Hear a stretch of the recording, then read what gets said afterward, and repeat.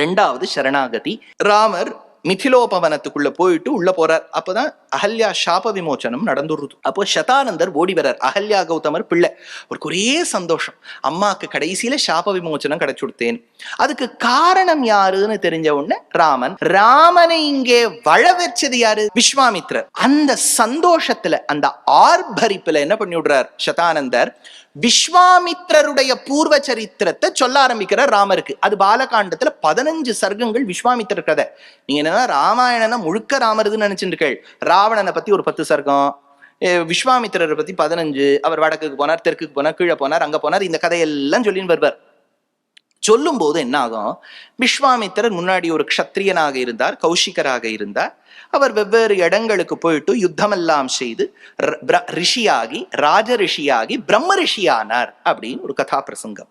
அதுல இன்னைக்கு நம்ம புஷ்கர்னு சொல்றோம். ராஜஸ்தானத்துல பகவான் தீர்த்தாமாவே இருக்கார். அந்த புஷ்கர கரையில உட்கார்ந்து இருக்கும் போது அயோத்தியால இருந்த ராஜா அம்பரீஷன் என்கின்றவன் ஒரு யாகம் செய்து அதற்கு அனுகுணமாய் ரொம்ப ரேரா நரபலி வேணும்னு ஒரு ஆக்ஞை வருது.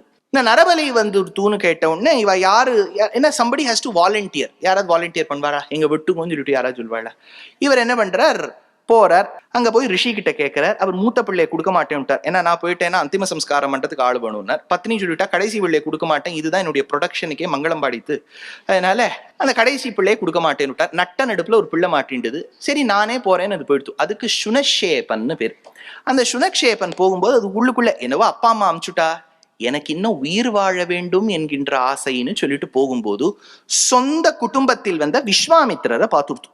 விஸ்வாமித்திர கிட்ட போனோம்னு சொல்லிடுத்து, மாமா நான் கொஞ்ச வருஷம் நன்னா இருக்கணும், அதுக்காக வழி சொல்லுங்க. அவர் சொல்லிட்டா, நாளைக்கு எப்படி இருந்தாலும் உனக்கு நன்னா அலங்காரம் பண்ணி மஞ்ச தண்ணியில தீர்த்தாமாடி யூபஸ்தம்பத்துல கட்டிடுவா.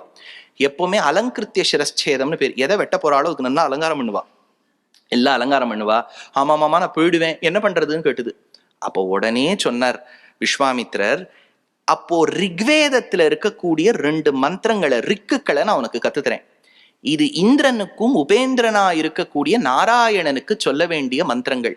அவளுக்கு அந்தர்யாமியா இருக்கக்கூடிய பகவானை நினைத்து நீ சரணாகதி பண்ணு, சரணாகதி பண்ண கையோட நீ பொழைச்சு போவேன்னர். அதனால சுனக்ஷேபன் இந்த சரணாகதியை தனக்கு யூபஸ்தம்பத்தோடு கட்டும்போது செய்தான்.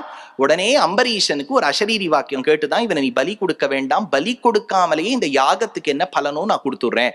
அப்போ விஸ்வாமித்திரரின் வாயிலாக சுனக்ஷேபன் உயிர் பிழைக்க வேண்டும் என்பதற்காக ரிக்வேத மந்திரங்களை சொல்லி பகவான் கிட்ட பண்ண சரணாகதி தான் 2வது சரணாகதி.